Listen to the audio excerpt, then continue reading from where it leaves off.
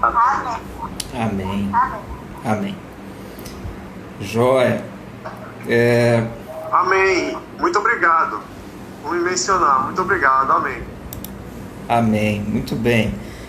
Primo Jonatas, aqui no Instagram, a M e o meu quase xará, como eu falei, o Hendrickson Renato e a Giane também.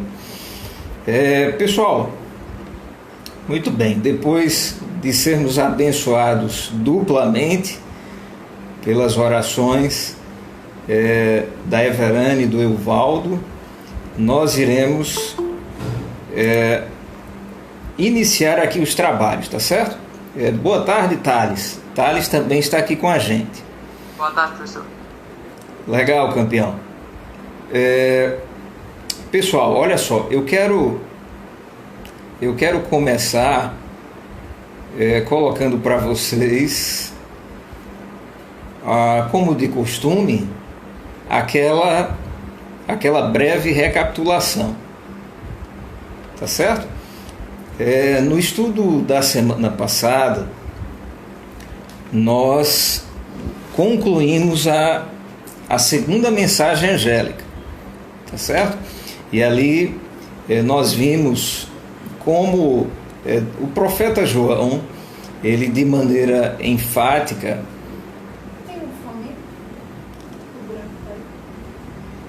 ele afirma que a Babilônia, ou seja, aquele sistema de crenças, não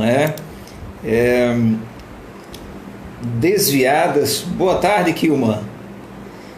Aquele sistema de crenças que se desviam, que saem do trilho. Boa tarde. Que saem do trilho da revelação profética, ou seja, os profetas eles revelaram, e Babilônia ele tem esse sistema de crenças, ele escolhe construir a sua religião. Então a Babilônia é uma religião autoconstruída. Ela pega elementos da Bíblia, boa tarde, Jean, ela se assemelha à religião bíblica, mas na verdade, quando a gente compara o que Babilônia ela ensina com o que os profetas eles transmitem, a gente percebe que existe aí um grau de dessemelhança, de diferença. E nós vimos que nós estamos numa época em que devemos estar alertas, porque a mensagem do profeta João em Apocalipse 14, a segunda mensagem angélica, em Apocalipse 14, o verso 8, ela caiu a grande Babilônia.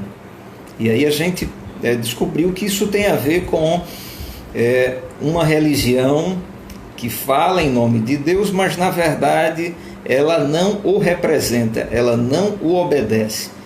É uma religião que não permite que o Deus verdadeiro ele seja adorado, ele seja obedecido. Muito bem, e nós vimos como essa Babilônia ela tem dado a beber a todas as nações. Nós comentamos no estudo passado algumas crenças contidas em Babilônia, mas que não estão contidas na Bíblia, e que os cristãos, ou seja, aqueles que têm o cuidado de se preparar para a volta de Jesus Cristo, eles devem estar antenados, eles devem ficar vigilantes, para que, achando que estão seguindo a Bíblia, seguindo a Jesus Cristo, eles não se encontrem, na verdade, seguindo Babilônia.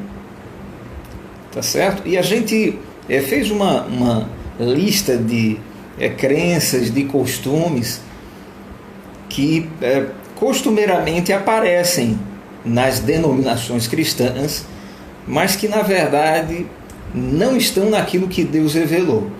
E a gente comentou, alguns desses desses itens, dessas crenças, e eu gostaria de introduzir a terceira mensagem angélica, mencionando alguns outros itens que não foram mencionados no estudo anterior.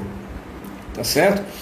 Existe uma crença no meio cristão, e isso já faz bastante tempo, que ela enfatiza que Jesus Cristo ele virá após o milênio.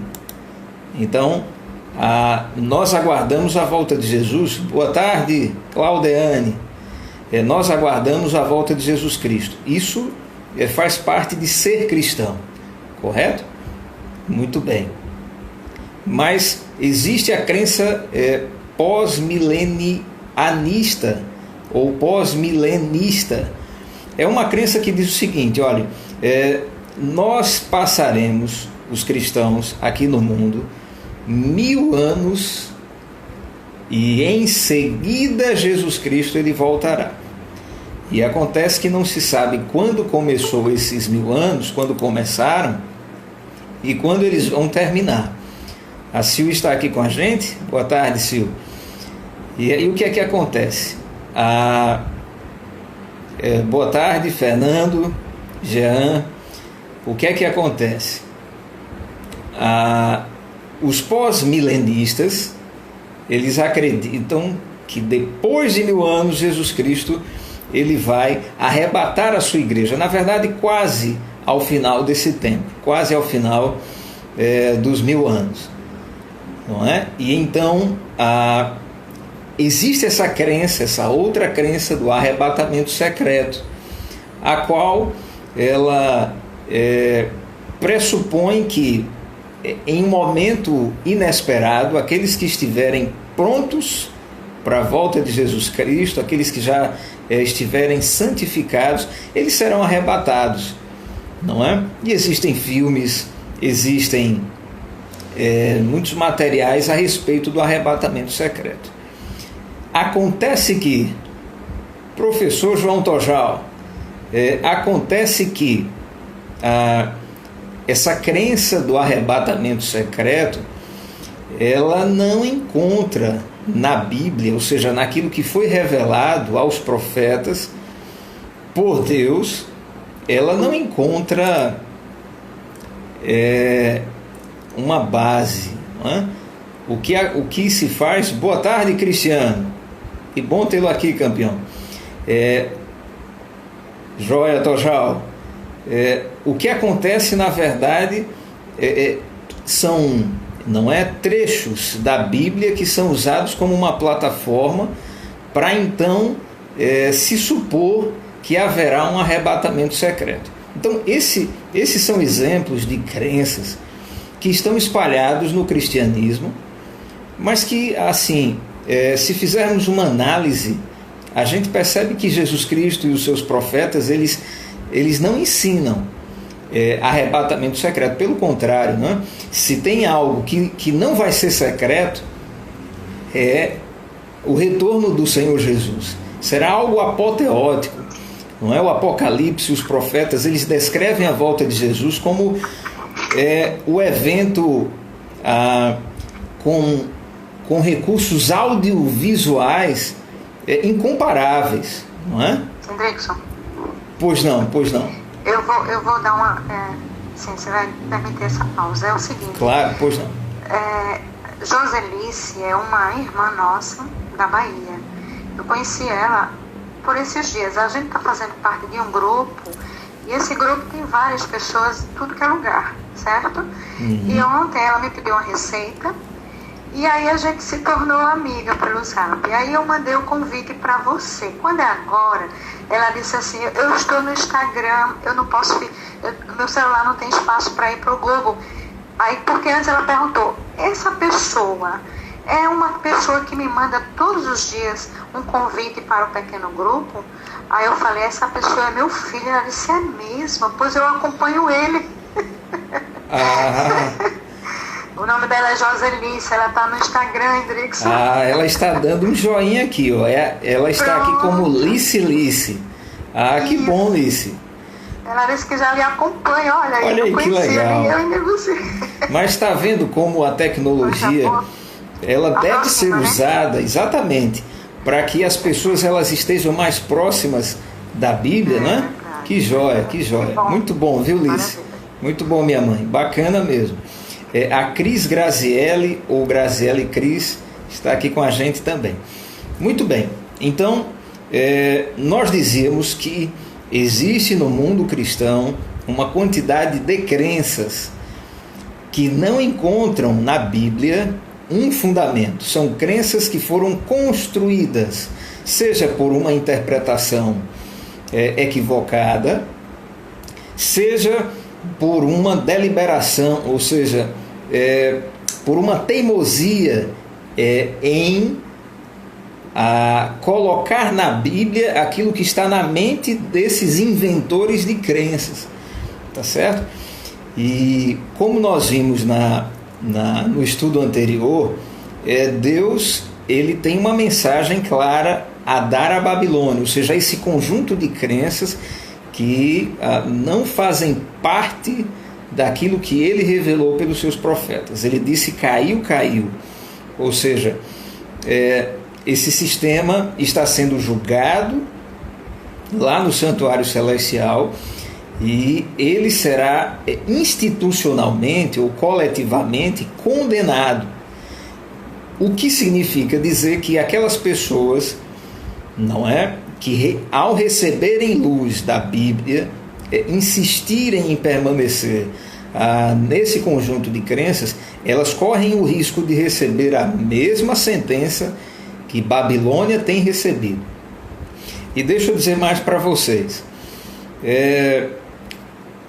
Nós comentamos também sobre o dispensacionalismo. Essa palavra é polissílaba, que rege o meio cristão evangélico já há algum tempo. Ou seja, os dispensacionalistas, que geralmente são pré-milenistas também, que também acreditam no arrebatamento secreto, eles acreditam que Antigo Testamento é uma coisa, Novo Testamento é outra coisa.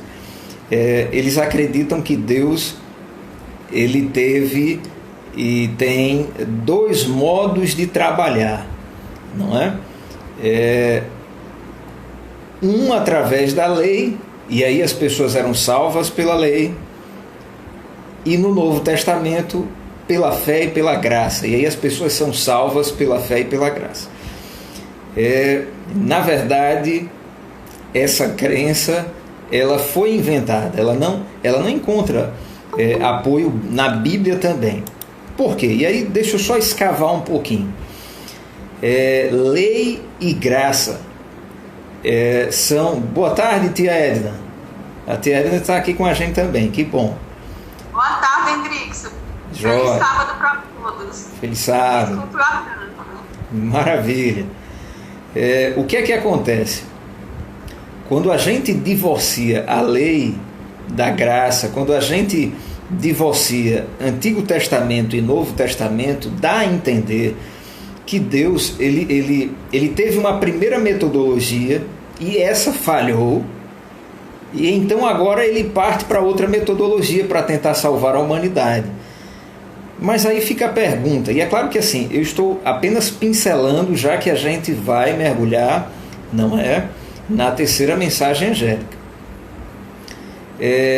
Deus ele não tem uma metodologia otimizada, uma maneira perfeita de salvar. Ele precisa aperfeiçoar, amolar as suas ferramentas divinas para salvar o homem. A gente sabe que o povo judeu, os descendentes de Abraão, esses sim falharam. Eles falharam em ser fiéis, em serem a nação escolhida para, através dela, não é, Deus salvar ou levar a mensagem de salvação a todas as nações.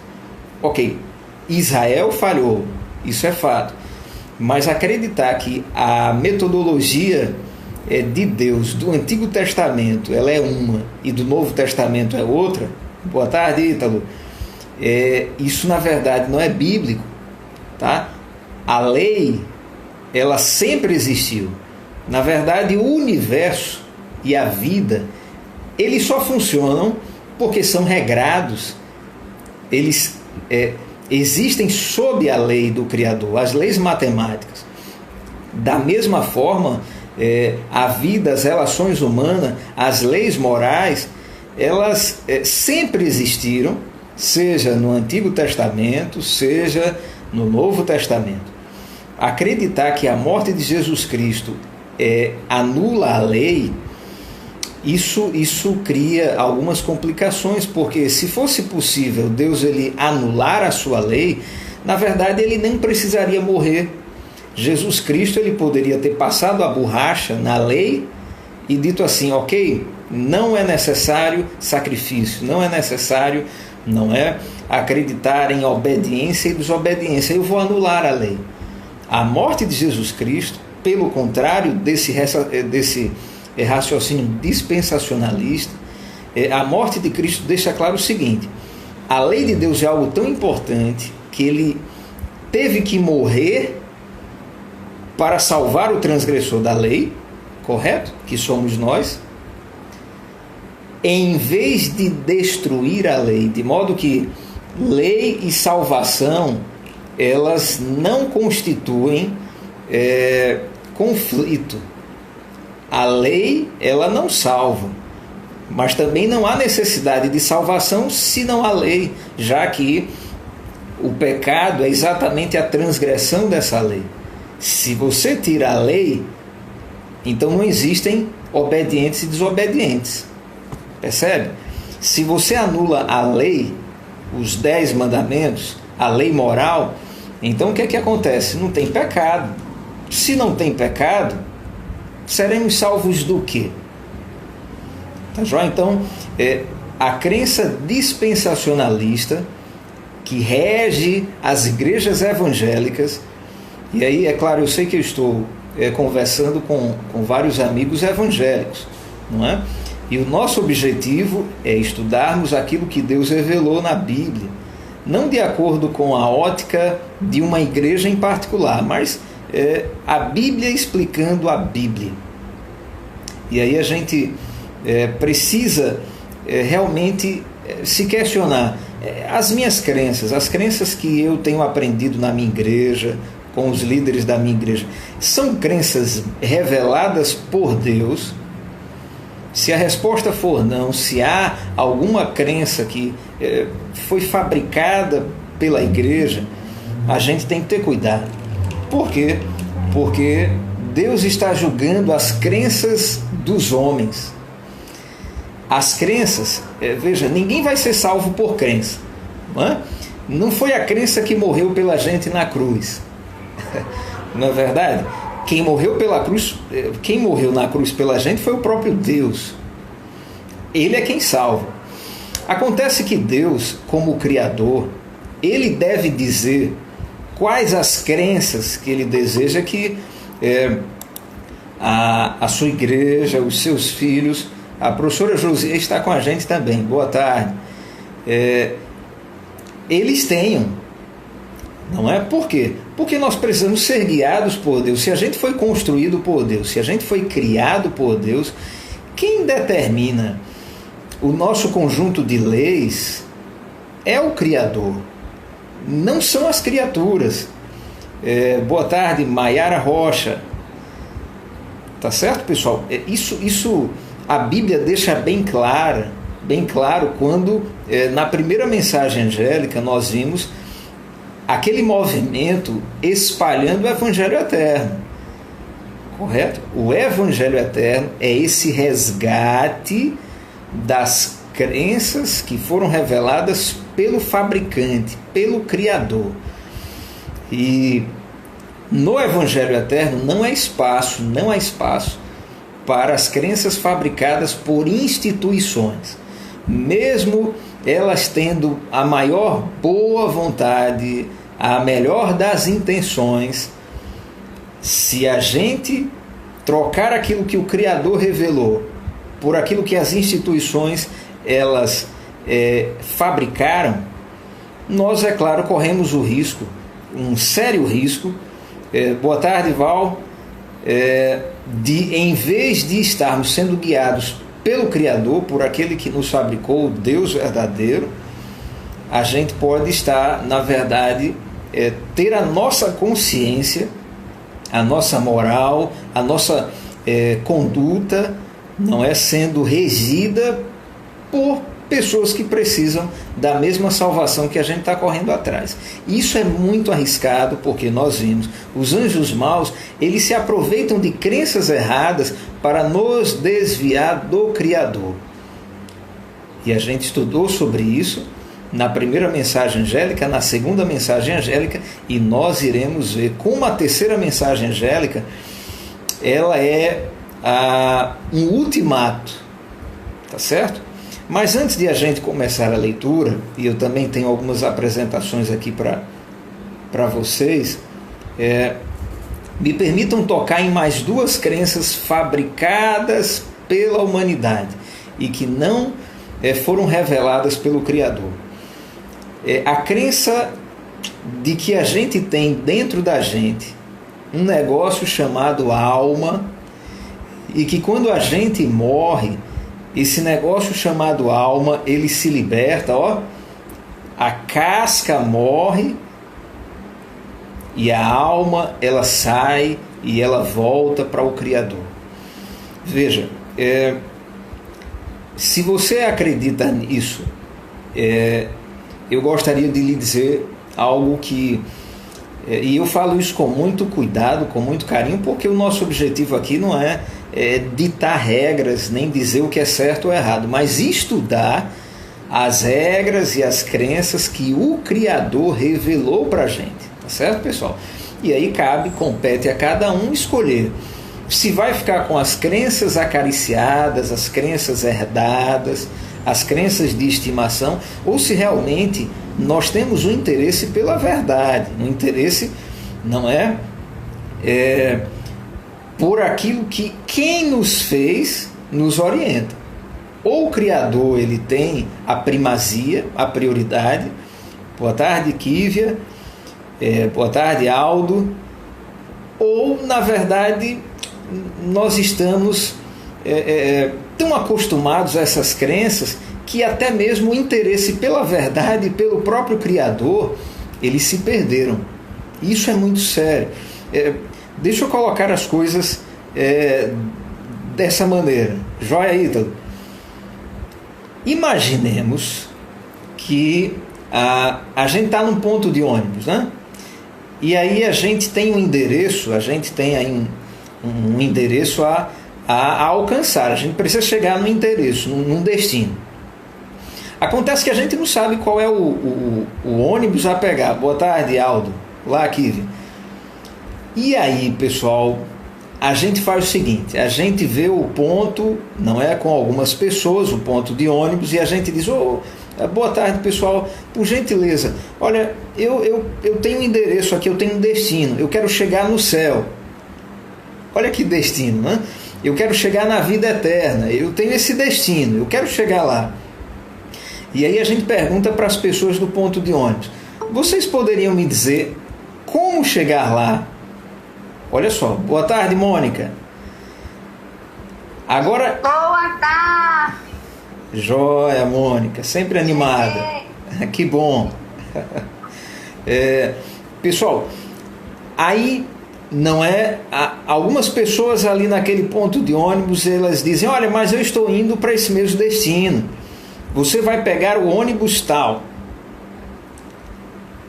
Quer dizer, você vai ter que confiar de que essa pessoa, não é, que supostamente está indo para o mesmo destino no qual você quer chegar, a vida eterna, tá certo? O céu, você vai ter que confiar que o ônibus sugerido por essa pessoa realmente seja o ônibus correto. Sim ou não? Não é verdade? Percebe? É claro que essa ilustração ela tem os seus limites, mas o que ela quer dizer é o seguinte: para você chegar no endereço aqui em Maceió, ok, se o pessoal lhe disser, se o pessoal lhe der um endereço errado, O primo João está aqui também no Google Meet. Que legal, primão. Boa tarde, campeão. A Sônia está aqui também com a gente no Instagram. Boa tarde, Sônia. Então vejam, pessoal, se você, por exemplo, quiser chegar na Ponta Verde e alguém lhe indicar um ônibus para o Trapiche, rapaz, olha que contratempo, não é? Você vai ter a sua rota desviada. Mas tudo bem, porque você pode consertar isso daí. Caso você chegue no Trapiche e perceba que chegou no destino errado, alguém poderá lhe dar o ônibus correto, o endereço correto, a linha certa, você pega esse ônibus e vai chegar na Ponta Verde. Mas me digam, quando se trata da vida eterna, quando se trata do destino, não é da gente, vida eterna, inexistência eterna, a gente vai confiar que pessoas nos guiem ou a gente vai diretamente ao Criador? Percebe? É claro que a gente vai responder, ora, mas com certeza a gente vai direto para o Criador. Ele que tem que dizer como a gente vai ter a vida eterna, como a gente vai chegar no céu. E é só Ele. Por quê? Porque qualquer outra pessoa a dar esse endereço será uma pessoa no nosso nível, um pecador como a gente. Não é? Boa tarde, Lili. Então vejam só. Essa ilustração, ela quer dizer exatamente isso. Pegar um ônibus errado, isso é chato, você vai perder algum tempo, mas é algo corrigível. Mas quando se trata de crenças, de moral, de destino da vida, não é correto a gente permitir que pessoas pecadores como nós, pessoas pecadoras como nós, pecadores como a gente, digam quais as crenças, construam essas crenças. Na verdade, é muito mais razoável, mais sábio, depender da revelação do Criador e dizer: Criador, fabricante, meu Deus, Senhor Jesus Cristo, essa crença é correta, isso foi inventado por ser humano. Boa tarde, Sônia. Ou essa crença ela veio diretamente do Senhor. Por exemplo, eu estava mencionando o costume de se acreditar que quando se morre, então a alma sai do corpo e ela vai para o céu. Na verdade, isso não é bíblico. Os profetas de Deus, eles não revelaram isso daí. A história, ela comprova que isso daí é uma mistura de crenças pagãs, não é? É uma mistura de crenças pagãs com um verniz ali cristão. Mas a Bíblia, ela ensina que a morte, ela é a pausa da vida. Então, quando a morte acontece, a vida é pausada, ela é cancelada. Não tem como você continuar vivo em outro lugar. Tá certo? Então, a imortalidade da alma é um outro exemplo de uma crença construída pelo ser humano. Então, a imortalidade da alma, ela faz parte do bojo de crenças de Babilônia. A imortalidade da alma não faz parte, não é, da revelação que os profetas eles deixaram para a gente. Boa tarde, Elverton. E um último exemplo aqui, para a gente abrir a Bíblia em Apocalipse capítulo 14, verso 9. A questão da guarda do domingo. Boa tarde, Vivi Ataíde. Pessoal, nós já trabalhamos um pouquinho no estudo passado esse conflito que existe entre o quarto mandamento da lei de Deus, que diz: lembra-te do dia de sábado para o santificar, e o costume dominical, o costume de se, não guardar o domingo. Algumas pessoas assim: não, mas eu não guardo o domingo, eu não guardo dia nenhum, todos os dias são para a gente buscar a Deus, não é? Jesus, ele aboliu essa questão do sábado. veja bem, eu gostaria de que nós escutássemos, e aí eu vou colocar para vocês um vídeo para mostrar para os amigos evangélicos que estão aqui com a gente, no Meet e aqui no Instagram, embora que o pessoal do Insta não vai ver o vídeo, tá certo? Só se vocês quiserem migrar aqui para o Google Meet, aí vocês vão usufruir completamente aqui da apresentação. Mas acho que vocês vão ouvir, pelo menos vai dar para ouvir. O mundo evangélico e também os nossos queridos irmãos católicos, eles na verdade têm sim o domingo como um dia sagrado. Não se trata, é só apertar, Ítalo, abaixo da foto, aí na bio, tá joia? É só apertar no link e você já vem para cá, para o Google Meet. Observe aí no perfil do Instagram, tá? Aperta lá e você já vai ser recebido aqui. Eu estava dizendo, os nossos irmãos evangélicos, os nossos irmãos católicos, eles têm sim o domingo como um dia sagrado. Isso é algo muito sério. Por quê?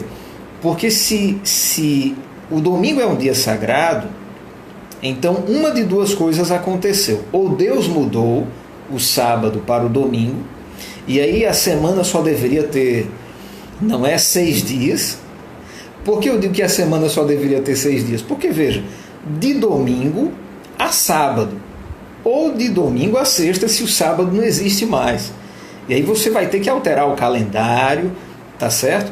Por quê? Porque o sábado é algo que não tem como a gente mudar, ele está no tempo, não é? Então são 7 dias. Ah, não, mas Deus mudou. Ok, então nós na verdade só temos 6 dias.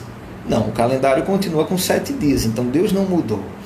Não, na verdade o calendário tem 7 dias, mas Jesus Cristo, ao ressuscitar, ele anulou o sábado, não é? Ele anulou o sábado e agora nós temos o domingo. Boa tarde, Ítalo, agora você está aqui com a gente, tá certo? Ok, mas como que a gente sabe disso? Como que a gente vê que Deus ele mudou o mandamento do sábado para o domingo? E aí uma outra questão atrelada a essa. Se Deus mudou o mandamento do sábado, então também ele mudou o mandamento que diz não matarás, ele mudou o mandamento que diz não terás outros deuses diante de mim, etc. Ou seja, ele mudou todos os 10 mandamentos ou ele mudou só o mandamento do sábado? Eu quero mostrar para vocês através desse vídeo que eu vou colocar, um pastor, na verdade ele é um reverendo de uma igreja, e eu quero muito que vocês observem o que ele fala, tá? Então, repetindo, os amigos católicos e os amigos evangélicos que estão com a gente, o domingo ele é sim considerado pelo mundo evangélico como um dia sagrado. Se você não guarda o domingo, então você está desatualizado. Na verdade, eu não estou sugerindo que a gente deve guardar o domingo, tá certo, pessoal? O sábado ainda está na lei de Deus e no calendário, na semana. Entretanto, nós estamos discutindo o seguinte: o domingo é uma crença revelada por Deus ou é uma crença construída, inventada pelos homens e, portanto, faz parte do estojo de crenças de Babilônia? E aí eu quero colocar para vocês a palavra de uma autoridade eclesiástica, tá certo? De um reverendo evangélico que deu uma entrevista recentemente, agora no dia 10 de junho, num conhecido programa, não é, da TV evangélica. Então, por gentileza, escutem. Eu vou colocar para vocês agora esse vídeo, tá certo? Então vamos lá. Vocês estarão vendo, e novamente os colegas aqui do Instagram, vocês não verão, mas poderão ouvir. Muito bem, vou colocar aqui o microfone para vocês ouvirem o pastor. O nome desse pastor, deixa eu dizer para vocês, ele se chama Reverendo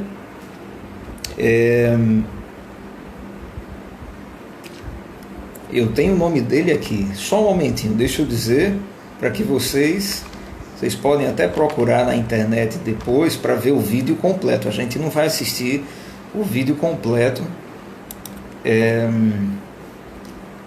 O nome desse camarada se chama... o reverendo Ageu Magalhães. Pronto. Tá certo? O reverendo Ageu Magalhães, ele é formado em teologia, ele é um líder, não é, da igreja evangélica, tá certo? E eu quero mostrar para vocês o que o reverendo Ageu Magalhães, ele fala sobre o domingo. Boa tarde, Sandro, o Nailza aqui com a gente. Então vamos lá, com vocês, o reverendo Ageu Magalhães. Agora, já que o senhor falou em ocasiões, reverendo, e essa ocasião que nós estamos vivendo, claro, a maior crise que a nossa geração já assistiu, tá bem, mas não lhe parece que é algo, pelo menos no grau que nós estamos vendo, de alcançar o mundo todinho, nunca aconteceu antes, aconteceu? Eu acho que não. A história fala de algumas pandemias, né? Gripe espanhola, peste negra. Me parece que elas estavam restritas à Europa. Elas não atingiam o mundo inteiro. Sem dúvida, a nossa geração não tinha passado por isso. E eu estou com aqueles pastores, pastor, que a semelhança dos antigos, sempre que acontece algo assim muito trágico, a gente pensa, Deus está disciplinando o mundo. Deus está disciplinando. E está, de alguma forma, mexendo com a igreja. Esse é um momento, não é momento de festa, esse é um momento de a gente falar o que Deus está querendo nos ensinar com essa pandemia. Pode ser o braço do Senhor. Eu lia há pouco tempo atrás o livro do Packer, Entre os Gigantes de Deus, que é um livro que fala do período lá dos puritanos. E ele dava o exemplo de dois pastores pensando exatamente assim. Quando aconteceu uma grande guerra na época deles, eles pensaram, por que Deus está nos disciplinando? Que pecado nós temos cometido contra Deus? E não precisa ir muito longe para ver que o mundo evangélico de hoje, ele despreza muitos dos mandamentos de Deus, né? Inclusive a guarda do domingo, que é um mandamento esquecido. Quem é que guarda o domingo hoje no mundo evangélico? Pouquíssimos. A geração dos nossos pais e dos nossos avós davam muito valor a você, no domingo, não fazer nada, devotar-se às coisas de Deus. A geração atual esqueceu isso. O que é guardar o domingo, reverendo? É você focar manhã, tarde e noite em exercícios devocionais. É você focar o seu dia nas coisas do Senhor. É você participar das atividades da igreja todas. É você não trabalhar nesse dia. É você nem pensar, é você descansar sua mente, não pensar em questões de trabalho, é descansar tua mente. Então, você se devota ao Senhor o dia inteiro, você pratica obras de misericórdia, que é visitar pessoas doentes e questões assim, ajudar pessoas. E é também o descanso, né? Então, devoção, descanso do corpo e obras de misericórdia.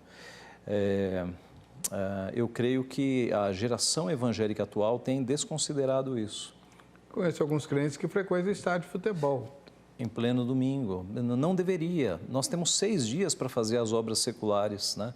Deus, na criação, santificou o 7º dia. Nós sabemos que em Cristo, quando Cristo ressuscita, e Ele é o Senhor do sábado, Ele pode fazer a mudança, a igreja passa a seguir, a guardar o 1º dia da semana, né?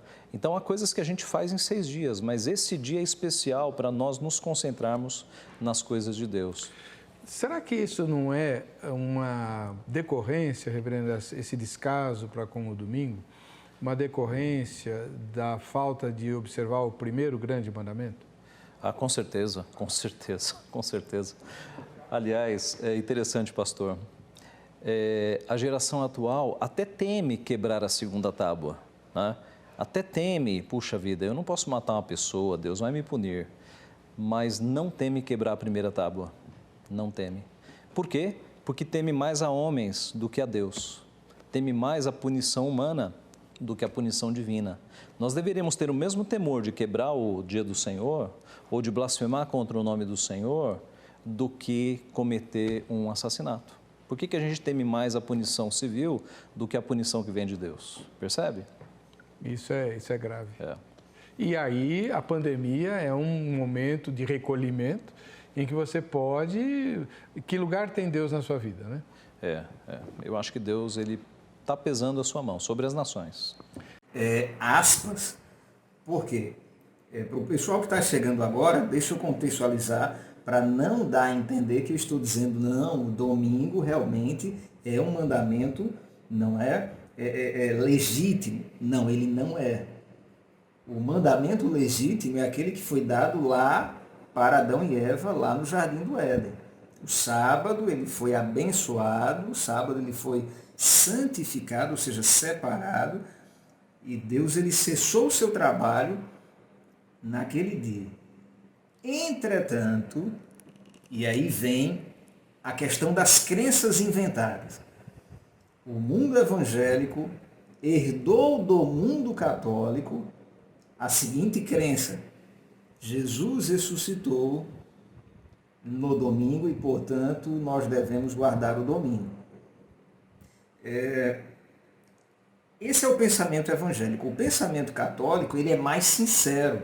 O pensamento católico, inclusive eu vou mostrar para vocês, numa outra apresentação, o pensamento católico ele é sincero. Ele diz assim, não, a igreja guarda o domingo, por quê? Porque Deus deu autoridade à igreja para ela modificar os 10 mandamentos. Eu digo sincero porque pelo menos isso assim é mais explícito. Já no meio evangélico, eles dizem o seguinte, eles dizem não, na verdade não houve mudança de lei, houve fim da lei. Porque Jesus ele morreu e acabou com a lei, Jesus ele ressuscitou no domingo e nós devemos, portanto, santificar o domingo. E aí gera essa confusão. Peraí, se a lei acabou, então não existe desobediência. Não importa o que a gente queira fazer, ninguém vai poder nos julgar se estamos obedecendo a Deus ou não. Então os evangélicos eles dizem, não, não é bem assim, só o sábado que mudou. E aí vem o questionamento, ora, mas por que essa perseguição contra o sábado? Se o sábado ele está num conjunto de 10, então para você tirar o sábado, você vai ter que derrubar os outros 9. Por quê? Porque o sábado ele foi dado à humanidade lá no Jardim do Éden e repetido, enfatizado, juntamente com os outros 9, nas tábuas da lei, com o próprio dedo de Deus. Muito bem. Então, nesse contexto, após apresentar para os colegas um conjunto, um punhado de leis, de crenças, melhor dizendo, que são invenções da humanidade e não revelações dos profetas, agora sim eu gostaria de que pegássemos a Bíblia para a gente iniciar a terceira mensagem angélica, tá certo? Apocalipse, capítulo 14, aí vocês já estão observando na tela, o conflito que vai haver entre a Babilônia, que a gente já estudou, que é essa mulher, que está sobre uma besta feroz, animais selvagens aí, não é? Nós iremos depois nos detalhar nessa besta também, tá certo? Há um conflito entre Babilônia e os 10 mandamentos. Ou seja, há um conflito entre a revelação de Deus, entre as crenças inventadas pelos homens e a revelação de Deus. Tá certo? A Josi também está aqui com a gente, a Gabriela. Boa tarde, pessoal, sejam bem-vindos, tá? Bacana. Os textos de hoje, eu falei assim, vamos abrir a Bíblia, mas eu já coloquei aqui na tela para a gente se concentrar nas imagens, nas figuras que a gente vai colocar aqui para os colegas, tá certo, pessoal? Então vamos lá, eu vou pedir a participação de vocês aí. Quem poderia ler para a gente Apocalipse capítulo 14, 9 e 10? E aí uma sugestão, se você deixar o seu celular assim, ó, na horizontal, você vai conseguir ver essa tela com uma área bem maior e vai conseguir ler sem mesmo precisar abrir a Bíblia. Agora, claro, quem quiser abrir a Bíblia, melhor ainda. É só uma sugestão para vocês se concentrarem na sequência de raciocínios, de textos que nós iremos ter a partir de agora, tá certo? Então, por gentileza, quem vai ler para a gente? Eu posso. Pois não. Seguiu-se a estes outro anjo, o terceiro, dizendo em grande voz: se alguém adora a besta e a sua imagem, e recebe a sua marca na fronte ou sobre a mão, também esse beberá do vinho da cólera de Deus, preparado sem mistura do cálice da sua ira, e será atormentado com fogo e enxofre diante dos santos anjos e na presença do Cordeiro. A fumaça do seu tormento sobe pelos séculos dos séculos, e não tem descanso algum, nem de dia nem de noite, os adoradores da besta e da sua imagem, e quem quer que receba a marca do seu nome. Aqui está a perseverança dos santos, os que guardam os mandamentos de Deus e a fé em Jesus. Joia, joia. A amiga Claudineide participando com a gente. Pessoal, de cara, sem fazer qualquer interpretação, sem puxar, não a sardinha, como se diz, para alguma igreja, e aí eu abro um parênteses. É claro que o pessoal aqui no Instagram, a gente retornou, viu? O vídeo tinha concluído, mas já estamos de volta. Boa tarde, Sara. Boa tarde, Alice. É claro que alguém pode dizer assim, mas você, ao ler a Bíblia, é claro que você vai interpretá-la conforme a sua religião. É claro que você vai, olhar para a Bíblia e o entendimento que você vai ter dela é de acordo com as doutrinas que você aprendeu desde pequenininho. Isso está corretíssimo. É verdade. Mas deixa eu lhe dizer, isso acontece em tudo na vida, não é? No seu trabalho, a maneira como você vai se relacionar com os colegas, isso tem a ver com a sua educação, com a sua psicologia, com aquilo que você aprendeu desde pequenininho. Boa tarde, Joyce. O Sandro aqui também com a gente. Então, assim, a gente não tem como tirar a psicologia da gente e ser neutro. Não existe isso. Na verdade, esse é o grande embate na filosofia, na ciência. Porque, por exemplo, por que as pessoas elas olham para os fósseis que são encontrados após as escavações e elas dizem, olha aí, está vendo que a evolução está correta? O ser humano realmente passou por processos evolutivos, eles eram animais, os seres humanos eram animais, e agora nós estamos comprovando por meio dos fósseis que a humanidade evoluiu. Por quê? Porque eles aprenderam isso e projetam sobre os fósseis, os ossos, os achados, aquilo que eles creem. Já uma pessoa que aprende do Gênesis, da Bíblia, ela vai dizer, olha, mas é claro que não faz sentido. Se os ossos são parecidos, isso não quer dizer que um veio do outro, quer dizer que os dois vieram de uma mesma fonte, do Criador. Não é? Então, o criacionista, ele vai olhar dessa maneira, o evolucionista, ele vai olhar de outra maneira. Por quê? Porque aquilo que nós aprendemos, as crenças, sejam elas filosóficas, sejam elas bíblicas, sejam elas crenças, costumes de família, elas ficam na nossa mente, elas formam a nossa psicologia. E aí eu fecho o parênteses e volto para o que estávamos dizendo. Alguém vai dizer, ora, mas meu amigo, você está vendo questão de mandamento, de sábado, porque você pensa assim. Deixa eu te dizer uma coisa. Olha para esse texto que a gente acabou de ler, que está aí na tela. Você percebe que há um grande conflito entre aqueles que adoram a besta. Hoje a gente só vai estudar essa frase. Adorar a besta. Não tem como a gente esmiuçar os outros versículos, nem mesmo esgotar o verso 9. Tá certo? A gente vai procurar entender como assim adorar a besta. Que besta é essa? Não é? O que é adorar a besta? Mas observe que há um conflito entre esse pessoal que adora a besta e os mandamentos. O verso 12 ele fala, aqui está a perseverança dos santos, os que guardam os mandamentos de Deus e a fé em Jesus. Então, sem usar a nossa psicologia, que já está influenciada por sua vez por alguma igreja, não é? Sem usar a nossa psicologia, o próprio texto em si, ele já fala, olha, uma coisa é adorar a besta, outra coisa é você guardar os mandamentos. E isso é muito sério. Tá certo? Então, vejam, E aí eu já quero colocar a próxima tela aqui para a gente. Ó. O pessoal do Instagram não está podendo ver a tela, não é? Mas quiserem passar aqui para o Google Meet, é só apertar aí no link que está aí no perfil. Tá joia? A Kívia, a Joyce, a Sara, o Sandro, a tia Joseane, a tia Jó também aqui no Instagram. Boa tarde, tia. Então vejam só, pessoal. Se alguém adora a besta e a sua imagem e recebe a sua marca na fronte ou sobre a mão, repetindo, o que é a imagem da besta e o que é a marca na fronte ou sobre a mão, nós não iremos estudar isso hoje, só no próximo sábado.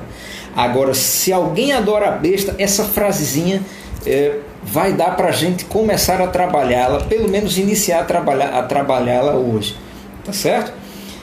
Aí observe, lá na primeira mensagem angélica, nós havíamos visto que o Evangelho Eterno, ele tem a ver com a adoração.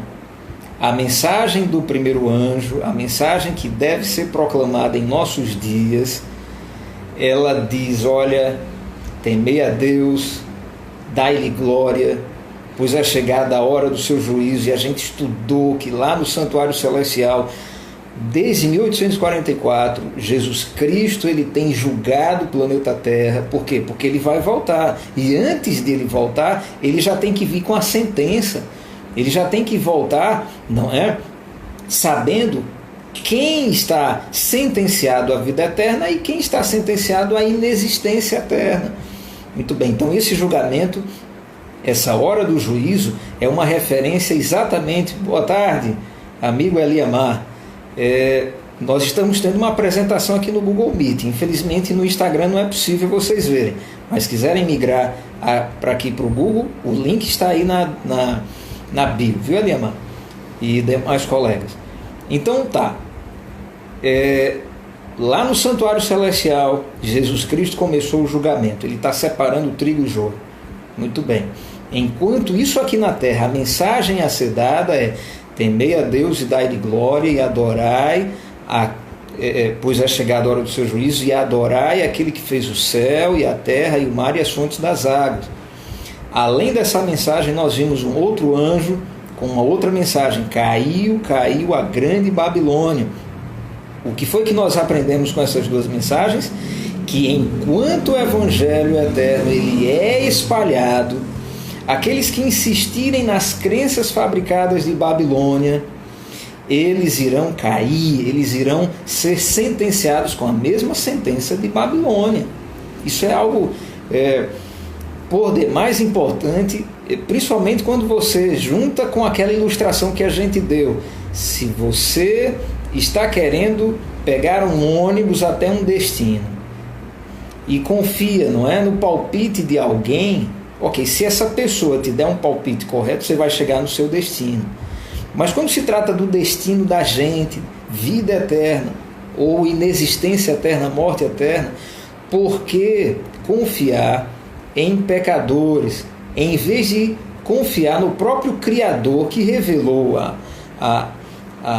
como chegar no destino da vida eterna por meio dos profetas bíblicos? Entende? E aí a gente percebe, esse Evangelho Eterno tem a ver com adoração. Adorai aquele que fez o céu, a terra e o mar e as fontes das águas. Ora, adorar a Deus é impossível sem obedecê-lo.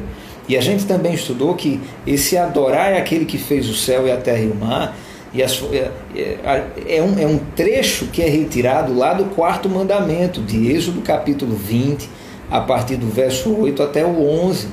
Em outras palavras, Deus está dizendo assim: olha, eu preciso que os meus filhos, eles ouçam a minha voz, eles recebam aquilo que eu revelei. Por quê? Porque, por outro lado, existe um sistema paralelo que está informando para eles crenças que eu não revelei, como aquelas que nós vimos. E uma delas é essa guarda do domingo, que tenta passar por cima daquele mandamento que aponta para quem é o Criador da humanidade. Se você tirar o sábado dos 10 mandamentos, você pode ler, inclusive a imagem está bem clara aqui para os colegas do Google Meet. Retire o 4º mandamento. Vamos lá, deixa eu enfatizar o 4º mandamento aqui. Retire o 4º mandamento. Você vai ficar com 9 mandamentos. Ok, mas me diga, se você retirar o 4º mandamento, quem é o autor dessa lei? Quem é o Criador? Quem é o fabricante da vida, do universo?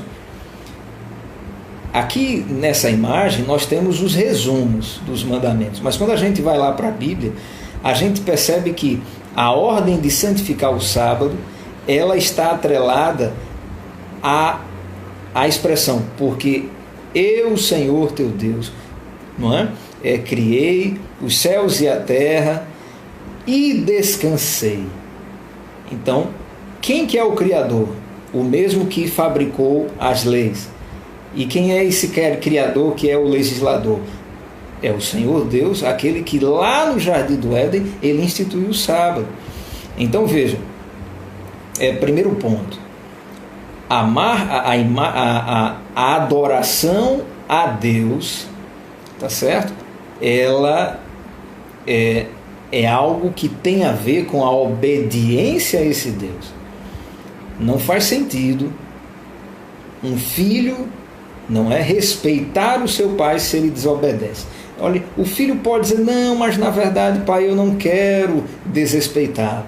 O fato dele desobedecer, isso já é uma afronta. Não existe respeito sem obediência. E para com Deus não existe adoração sem obediência. E aí, é claro, eu quero falar com carinho. Se eu tenho aprendido errado, obviamente, eu não tenho adorado a besta. Por quê? Porque a adoração é algo consciente. Não se adora algo ou alguém inconscientemente. Eu preciso ter uma devoção. Tá certo? De modo que, se eu estou desinformado com relação à Bíblia, com relação às revelações da Bíblia, dos profetas bíblicos, é claro que Deus ele vai mandar para mim uma luz, ele vai mandar para mim um mensageiro, ele vai mandar para mim essas informações que a gente está estudando. Boa tarde, Gildinha, Jamile, Micael novamente. E eu vou ter a oportunidade ou eu vou continuar com as minhas crenças que eu tenho aprendido, ou eu vou migrar dessas crenças, que na verdade são manufatura de ser humano, são crenças inventadas por ser humano, e vou ficar com aquilo que foi revelado pelo próprio Criador, e vou passar a adorá-lo com luz, com esclarecimento. Entende? Então, a adoração à besta, ela só realmente é feita, e a gente vai continuar a apresentação, ela só acontece realmente quando a pessoa ela tem esclarecimento. Ela poderia adorar aquele que fez o céu, a terra e o mar, mas por teimosia, e aí vem algo também importante de se dizer, costume. Vejam, voltando àquela ilustração do ônibus, né? Boa tarde, Lucas. Imagine que você tenha pego o ônibus errado e depois alguém lá disse, olha, você está querendo ir lá para Ponta Verde, mas esse ônibus vai para o Trapiche. Não faz sentido você dizer, não, mas tudo bem, na verdade eu só estou no ônibus mesmo passeando, eu não tenho destino. Joia, Lucas, boa tarde. Não faz sentido. Se você está num ônibus que está com o destino errado, o racional é você descer do ônibus e procurar o ônibus correto. Da mesma forma quando se trata de religião, pessoal.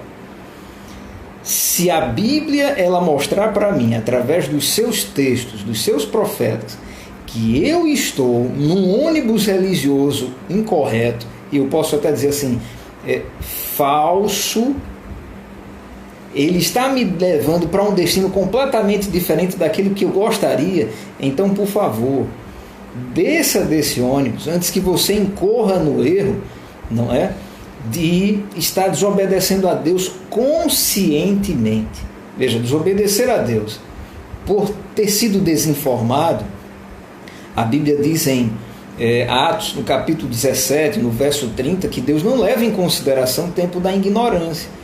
Mas, meu amigo, você que está estudando a Bíblia com a gente, você não vai poder alegar que não sabia. Ah, não, eu não sabia dessa questão de adorar a besta, de adorar o Criador, de que há um conflito. Ok, Lucas. Mas veja, se você não sabia, você está tendo a oportunidade.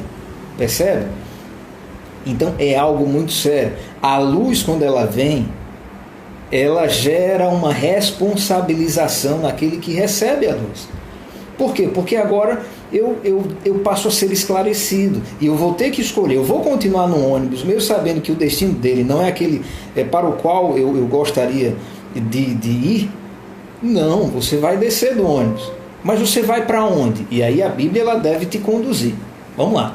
Quem ou o que é essa besta? O pessoal aqui do Instagram, nós estamos tendo uma apresentação aqui no Google Meet. Vocês não estão podendo ver, tá certo? Mas depois desse vídeo ele estará lá no YouTube e aí o pessoal poderá assistir. Tá? Então quem quiser migrar do Instagram para o Google Meet, o link está aí na bio, é só fazer essa mudança. Muito bem, pessoal. Aí eu coloquei aqui, não é já um outro slide para a gente, aqui do Google Meet. Quem que é essa besta? Deixa eu só voltar lá. No verso 9, a mensagem é: se alguém adora a besta, a imagem da besta, e tem a marca na fronte ou na mão, essa pessoa não será considerada inocente. Ela vai ter que beber do vinho da cólera de Deus, preparado sem mistura, sem misericórdia. Tá certo?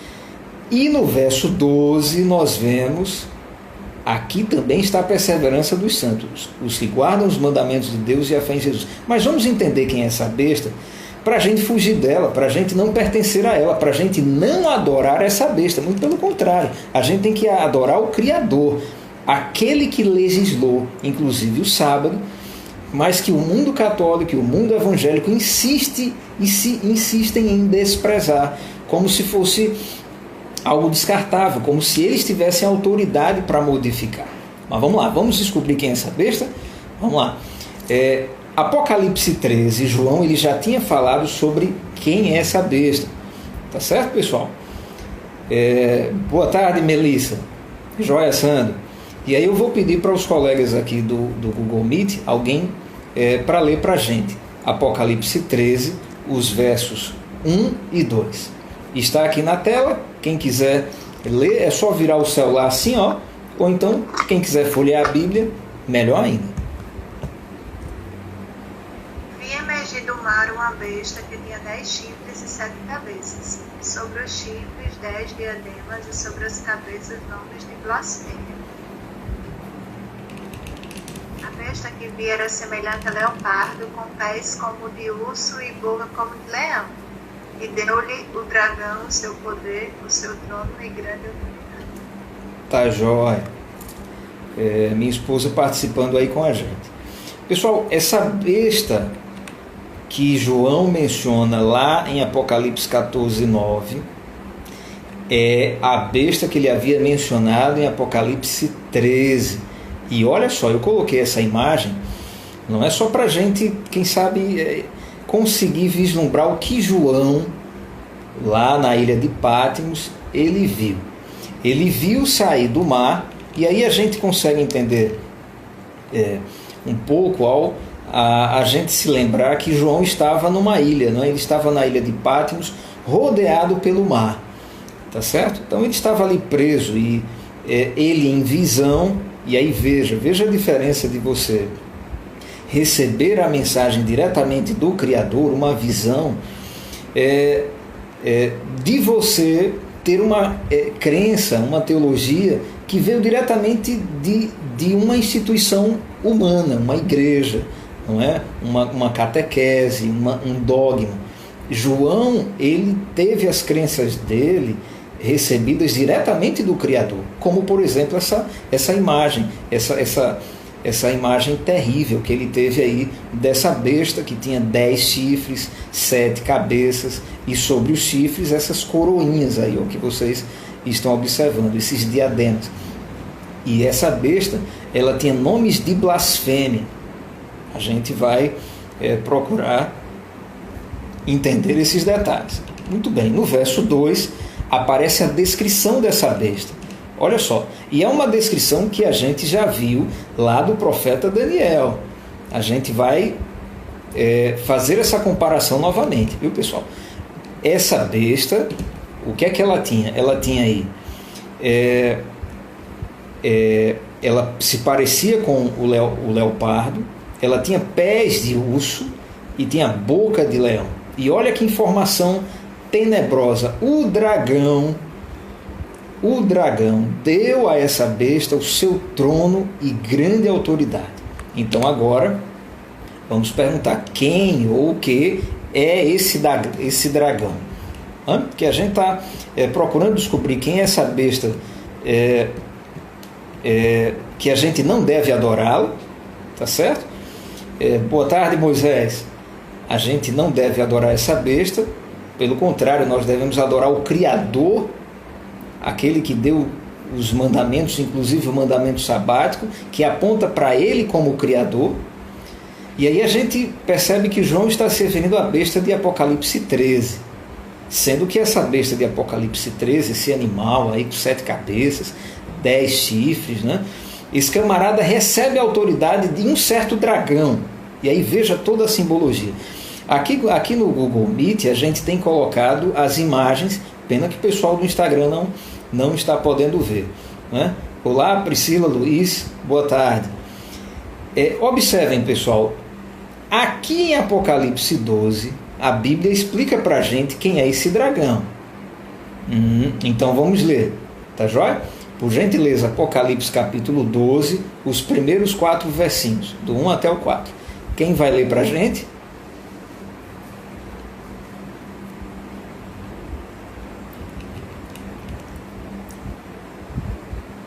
Pessoal do Google Meet, quem vai ler para a gente aqui o texto?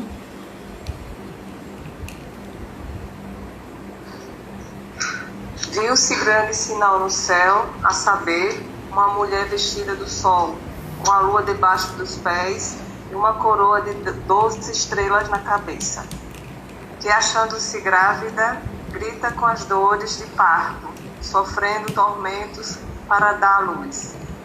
Viu-se também outro sinal no céu, e eis um dragão, grande, vermelho, com 7 cabeças, 10 chifres, e nas cabeças 7 diademas. A sua cauda arrastava a terça parte das estrelas do céu, as quais lançou para a terra. E o dragão se deteve em frente da mulher, que estava para dar à luz, a fim de lhe devorar o filho quando nascesse. Jóia. Foi a Josi que leu? Ou a Josie? Ou a... Kilma. Foi a Kilma. Perdão, Kilma. Eu confundi. Eu confundi as vozes. Tá jóia. Obrigado, Kilma. Pessoal, olha só. É uma descrição carregada de símbolos. Mas veja, se o Apocalipse foi dado para aqueles que querem as crenças derivadas do céu, diretamente do Criador, então Deus, ele com certeza colocou também os significados na revelação profética para a gente procurar entender. E, de fato, toda essa simbologia tem, não é, a sua explicação. Boa tarde, Stefano. Nós temos, então, a mulher vestida de sol, que nós já havíamos comentado sobre ela no estudo passado, e nós temos o dragão aí, ó. E observe que esse dragão ele tem uma semelhança com a besta, não tem? 7 cabeças, 10 chifres, tá certo? Também nos chifres, ali nas cabeças, as coroas, olha que coisa, né? E aí o que é que acontece? Ele fica na frente da mulher que está grávida para dar à luz, aguardando, não é, o parto para poder devorar o filho. Olha só, pessoal, nós iremos pesquisar na Bíblia, mais uma vez, o significado de mulher. Tá? A gente estudou já isso daí. Legal, Moisés. Mas eu quero me detalhar para que a ligação entre o dragão, a besta e o cuidado que devemos ter para não adorar essa besta quando descobrirmos quem ela é ou o que ela é, para que isso fique bem claro. E a gente também vai ver, não é? Esse dragão, especificamente, quem é esse dragão? Tá joia? Então, por gentileza, vamos folhear a Bíblia. Acho que foi a Josi ou a Josié que havia dito que leria. Então, se possível, Isaías capítulo 54, os versos 5 e 6, tá certo? Uma outra pessoa, Jeremias capítulo 6, o verso 2. Deixa eu pegar aqui. Tá jóia.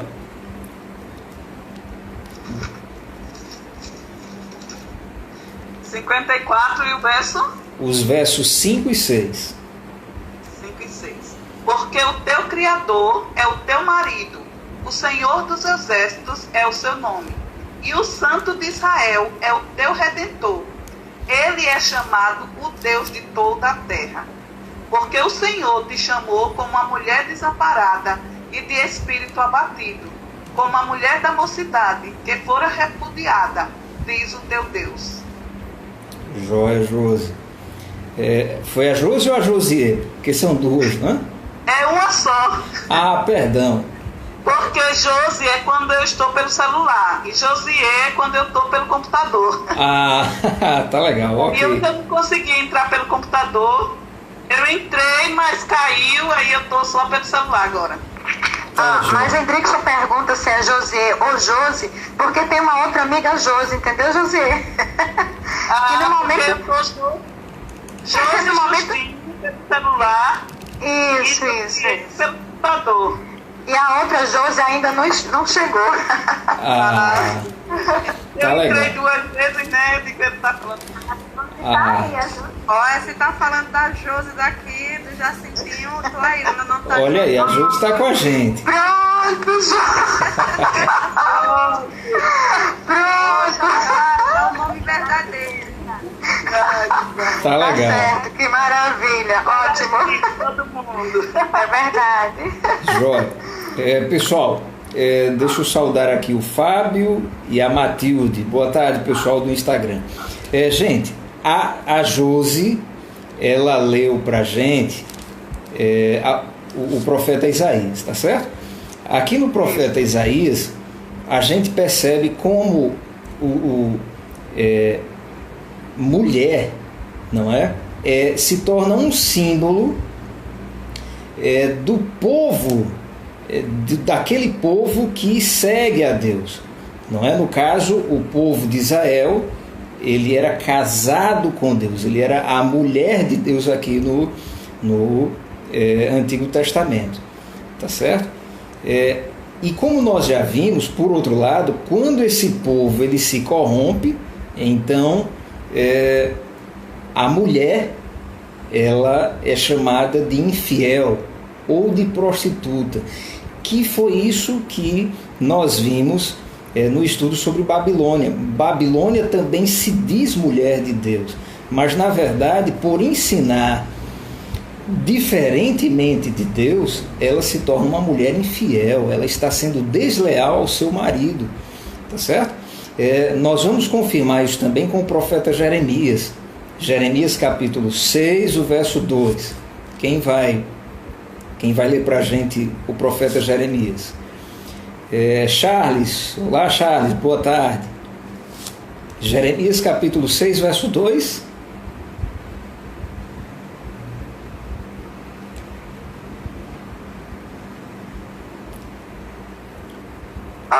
A formosa e delicada filha de Sião eu deixarei em ruínas. Jóia.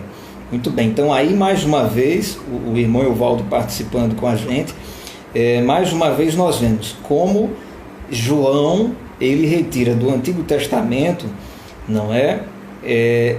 Essa metáfora, mulher formosa e delicada, filha de Sião. Ok, então Deus está aqui ameaçando Jerusalém, que era sua mulher, mas por tê-lo traído, ele iria se separar dela. Tá certo? Então, essa mulher do Apocalipse, deixa eu voltar aqui, ela é a igreja verdadeira, já que ela está aí, ó, não é? É revestida com o sol, e o sol a gente vê lá em Malaquias, no capítulo 4, por exemplo, que é um símbolo de Jesus Cristo, não é?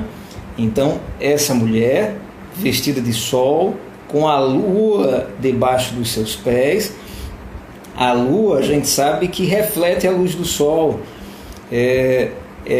A igreja, ela tem na Bíblia, ela tem no Antigo e no Novo Testamentos, ela tem no santuário, no santuário de sacrifícios, que explica para a gente o que é que Deus está fazendo lá no santuário celestial. A mulher de Deus, a igreja de Deus, não é?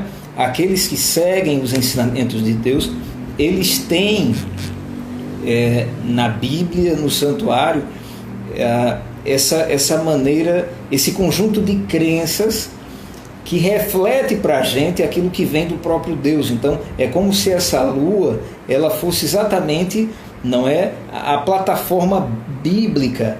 A gente se baseia na Bíblia para a gente poder entender a Deus, não é? Então, essa lua é como se ela fosse tudo aquilo que foi revelado pelos profetas, já que o que foi revelado pelos profetas veio de Deus, assim como a luz da lua, ela reflete a luz do sol. Tá joia? Então, o que é que acontece? Essa mulher, ela está sendo perseguida por esse dragão. E quem é esse dragão? E aí a gente vai ver, a gente vai voltar lá para Apocalipse 12, o verso 9. Apocalipse 12, verso 9, nós estávamos nele, nós vamos voltar para ele, para a gente ler o versículo 9. Quem vai ler para a gente o verso 9, Apocalipse 12, verso 9?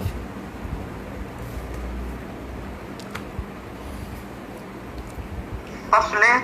Pode sim. E foi expulso o grande dragão, a antiga serpente, que se chama Diabo e Satanás, o sedutor de todo mundo. Sim, foi atirado para a terra, e com ele os seus anjos. Joia, joia. Muito bem, a gente, quando ouve falar de dragão, a gente já até faz parte da nossa cultura de que o dragão ele está associado ao mal, não é? E isso se deve à Bíblia. A Bíblia realmente associa dragão a Satanás. A irmã Claudineide acabou de ler.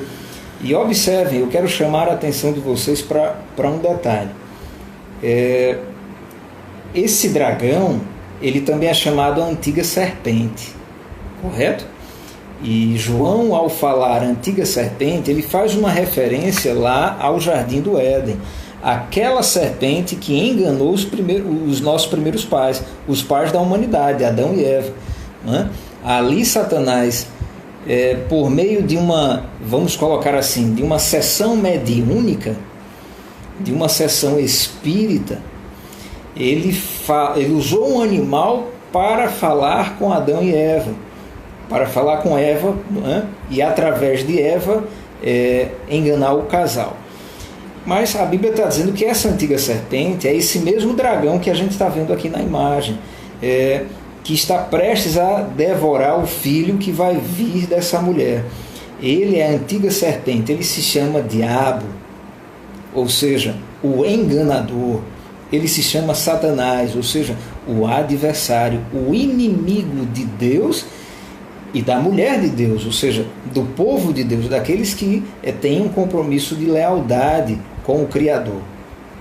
Muito bem, agora deixa eu colocar assim para vocês. Nesse slide nós temos aqui uma explicação, né? Satanás, ele usou o Império Romano.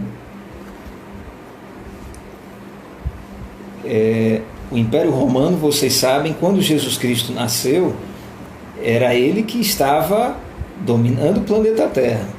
Então Satanás, através do Império Romano, vocês se lembram de Herodes, ele tentou devorar o filho da mulher, não é? Jesus Cristo, aquele que viria como ser humano, então por isso que ele é representado como o bebê dessa mulher, não é?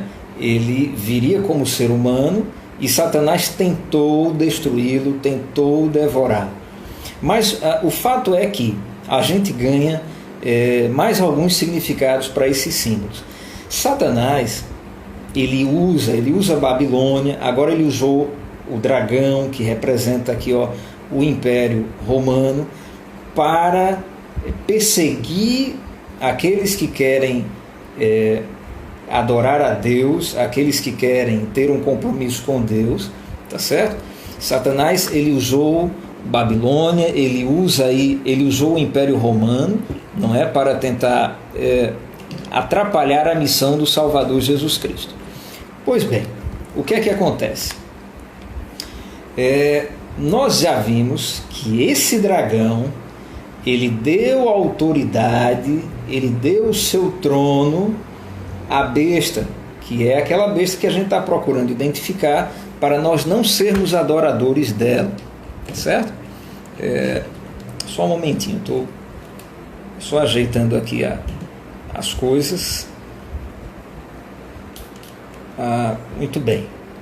Então o que é que acontece? Nós vimos lá em Apocalipse 13 que esse dragão, não é? Ele cedeu aí essa autoridade para a besta. Essa besta que era semelhante ao leopardo, com pés de urso e boca de leão. Vejam, nós já vimos esses animais quando a gente estudou o profeta Daniel avisando de que o julgamento ele teria o seu início lá no céu. Então a gente viu que o rei Nabucodonosor ele teve um sonho e que na verdade Deus usou esse sonho para mostrar para a humanidade o que se passaria até a volta de Jesus Cristo. Eu digo até a volta de Jesus Cristo por quê? Porque a gente vê que essa estátua, que é uma linha do tempo, ela termina com aquela pedra que foi lançada sem o auxílio de mãos humanas e destruiu a estátua e destruiu, portanto, a história da humanidade. Na verdade, essa pedra, que é o reino de Jesus Cristo, que virá, ele vai dar à história da humanidade um recomeço, né? A Bíblia diz que a pedra atinge a estátua, ela se desfaz e essa pedra se torna numa montanha. Muito bem. Agora, Daniel, ele teve várias visões. E nessas visões, ele aprendeu de Deus o seguinte, ele recebeu de Deus que o reino da Babilônia, aquele reino contemporâneo a ele, Daniel, ele estava sendo representado por um leão, e depois viria a Média e a Pérsia, representada por um urso. Por sua vez, teria a aparição o reino grego, tá certo? O reino da Grécia, representado por um leopardo. E por último viria o Império Romano, representado aí por um animal terrível com 10 chifres. Tá certo? Então, depois do Império Romano apareceria um chifre pequeno que destruiria 3 desses 10 chifres desse animal que representa o Império Romano.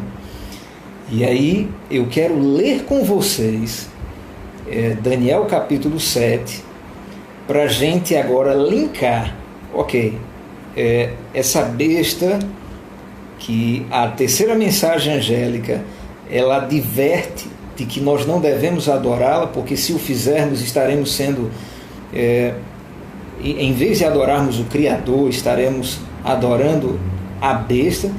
Essa besta, ela vem do Império Romano, ela é o Império Romano. O que é que ela tem a ver com o Império Romano? Já que João e Daniel, eles focalizam no mesmo animal.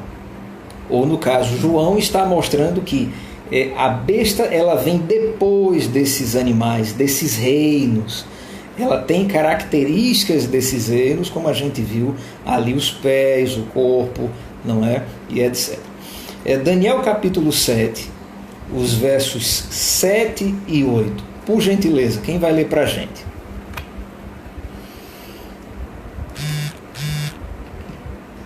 Eu. Pois não.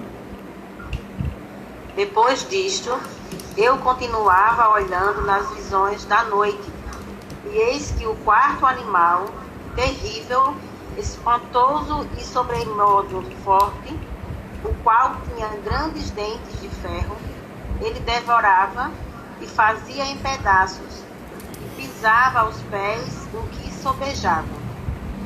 Era diferente de todos os animais que apareceram antes dele, e tinha 10 chifres. Estando eu a observar os chifres, eis que entre eles subiu outro pequeno, diante do qual 3 dos primeiros chifres foram arrancados. E eis que neste chifre havia olhos, como os de homem, e uma boca que falava com insolência. Foi a Rose que leu, que eu não estou vendo vocês. Sim, foi, Gris. Tá, João. Obrigado, Rose. Eu só tento associar a voz à pessoa, por isso que naquele outro episódio eu errei, eu confundi aqui uma com a Rose. Mas muito bem. A Rose leu para a gente a descrição desse quarto animal, não é? Que, como estamos vendo, tem semelhanças com aquela besta, que é aquela que nós estamos procurando identificar para a gente não adorar. Muito bem. Eu vou colocar aqui para vocês o seguinte, olha, o Apocalipse informa que a besta da terceira mensagem angélica, é a mensagem que nós estamos estudando hoje, e a qual será adorada, não é? É a mesma besta do capítulo 13. Ok, nós acabamos de ver isso. Esta besta, por sua vez, ela foi vista pelo profeta Daniel como um animal com 10 chifres e que perdeu 3 chifres quando um chifre pequeno surgiu. E aí vem o detalhe, esse chifre pequeno, ele tinha olhos como os de homem e uma boca que falava com insolência.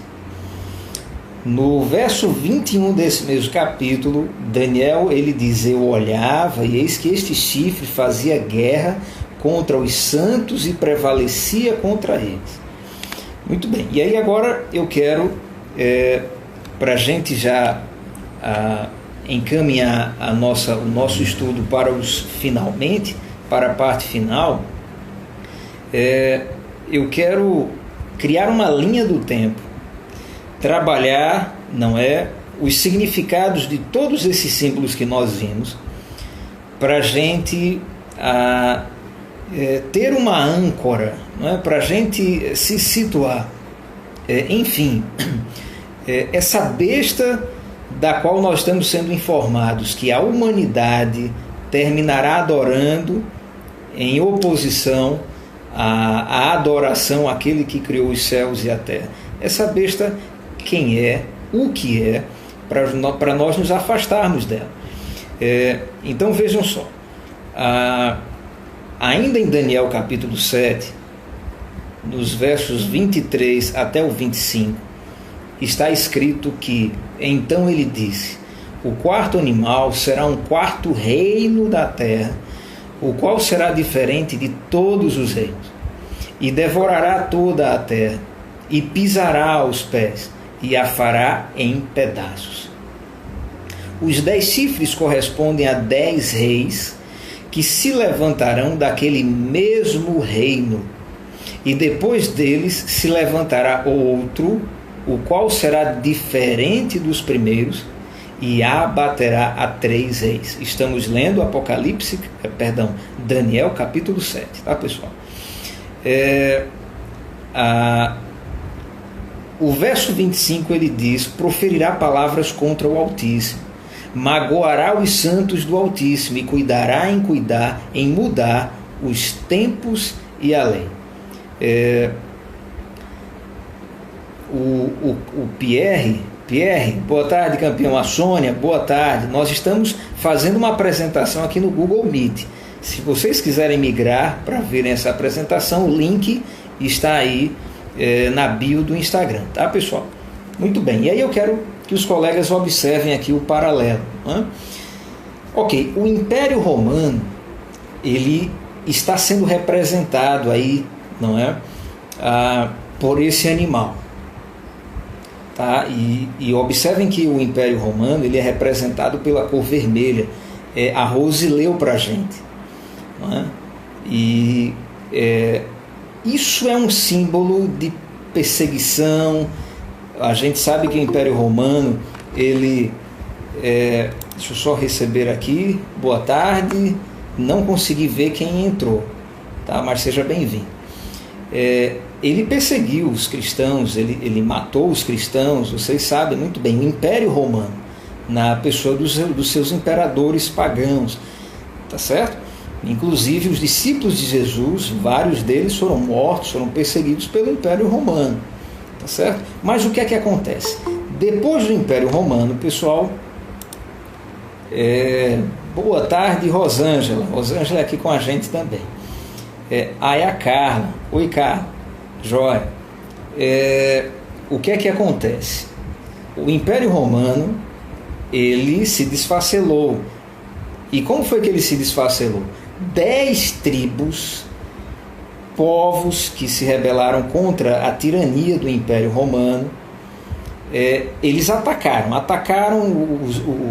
não é? As fronteiras do Império Romano em todas as fronteiras, tá certo? E a Bíblia a Bíblia está dizendo que esses 10 chifres são reis, não é? Então esses povos liderados, eles atacaram o Império Romano. Então isso simboliza os 10 chifres desse animal de Daniel capítulo 7. Muito bem.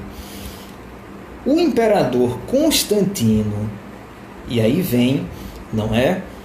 Uma informação que todos os meus irmãos católicos eles precisam aprender, porque assim, a gente estudou que Babilônia ela tem uma narrativa própria, não é? Deus ele tem a sua revelação, mas Babilônia também tem o seu conjunto de crenças. E o que é que acontece? Quando um católico ele estuda sobre a Igreja Católica apenas pelos livros católicos, o que é que ele vai obter com isso? Ele vai obter uma realidade pintada completamente diferente do que aconteceu. Por quê? Porque é óbvio que os historiadores católicos eles vão omitir partes negativas da história da sua igreja e vão até alterar ou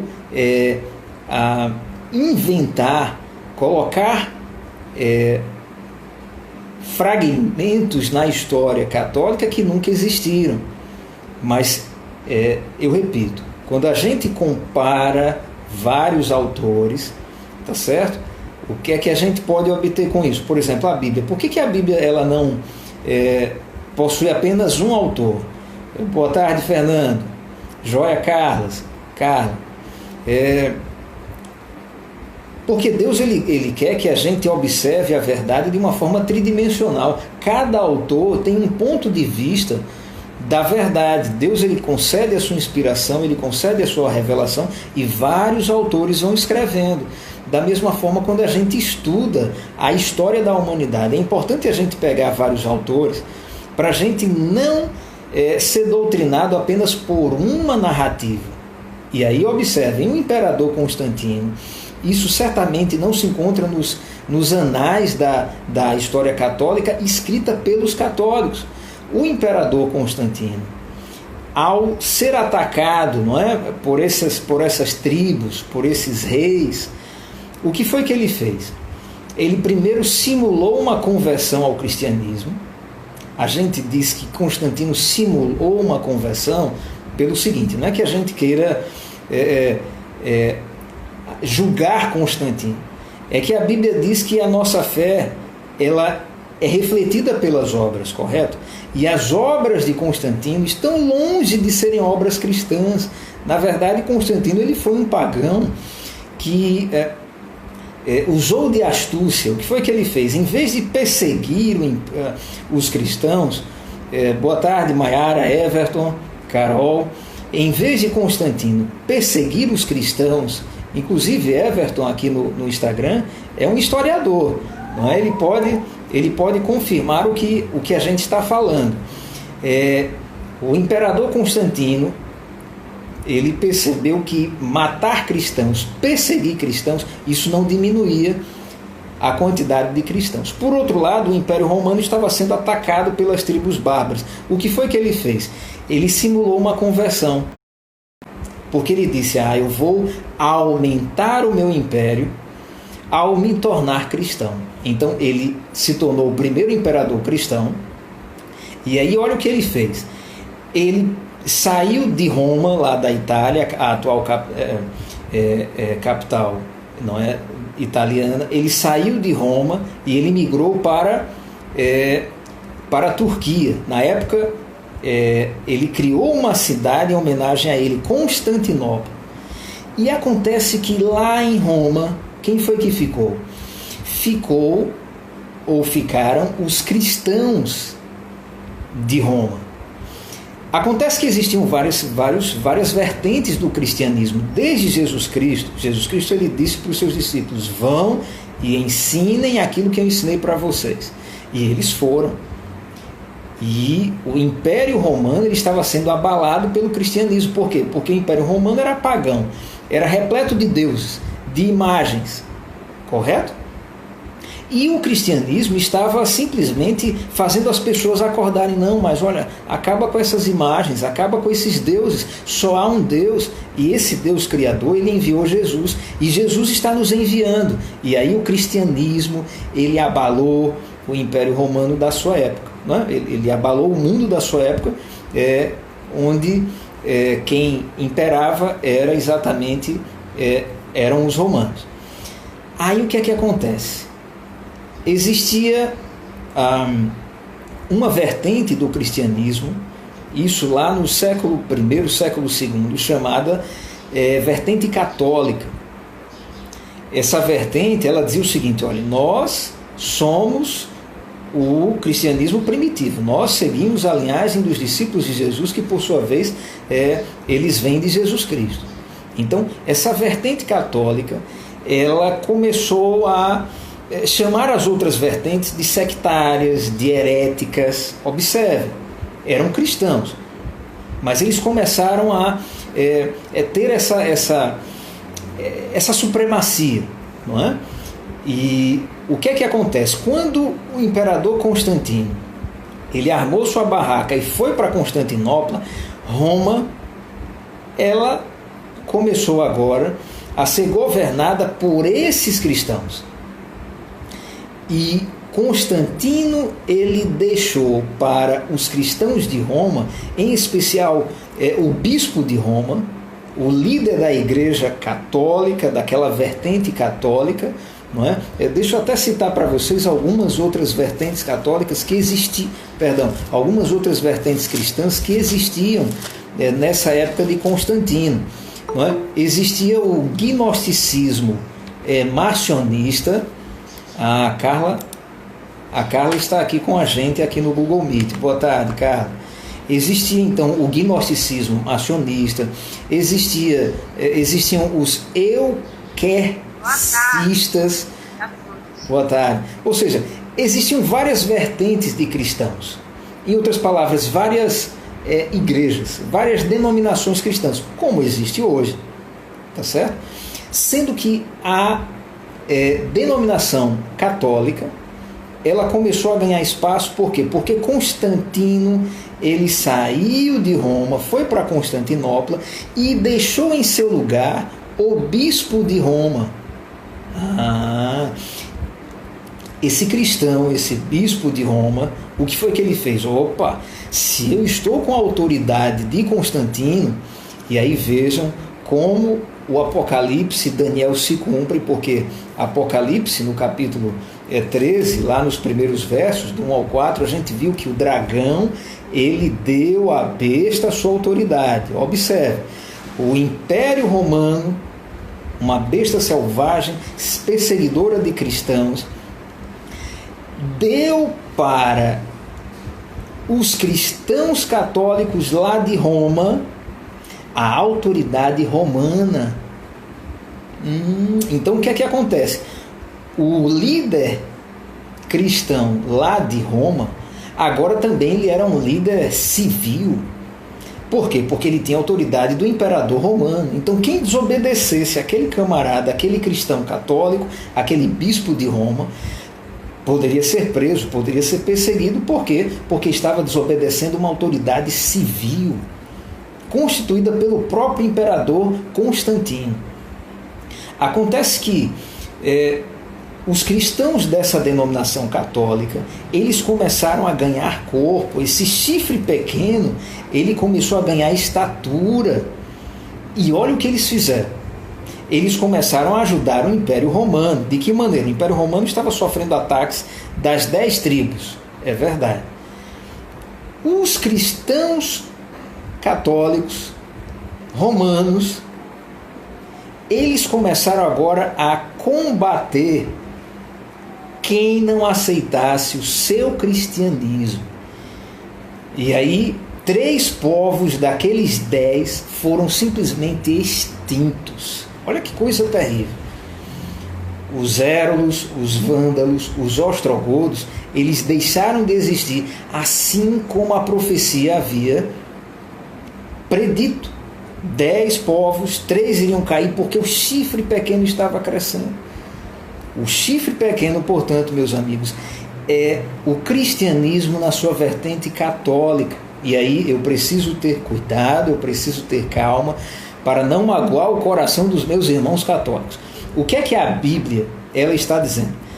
A Bíblia ela está dizendo que a origem católica, a origem do papado, a origem do cristianismo em sua vertente católica, ela já havia sido profetizada pelos profetas. Por quê? Porque ela faria algo muito perigoso e errado, que é perseguir e destruir aqueles que discordam dela, assim como o Império Romano. E mais do que isso, a denominação católica, ela iria, além de matar os outros cristãos, por isso que a Bíblia fala de magoar os santos, de perseguir os santos do Altíssimo, a vertente católica, ela iria fazer o quê? Ela iria mudar os tempos e a lei dos 10 mandamentos. O sábado que foi instituído por Deus, ele foi alterado pela vertente católica, pelo papado. Alguém quer participar? Quem seria? Era eu, viu, Andrés? Além dos cristãos, né? A Carla. Pois não, Carla.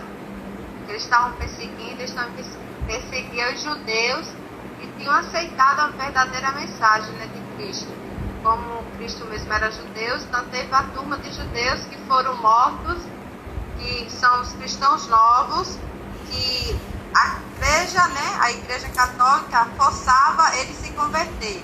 Ele se convertia, entre aspas, porque em casa eles mesmos faziam a adoração correta a Deus. E foi milhares e milhares também que foram mortos e perseguidos, e jogados nas fogueiras.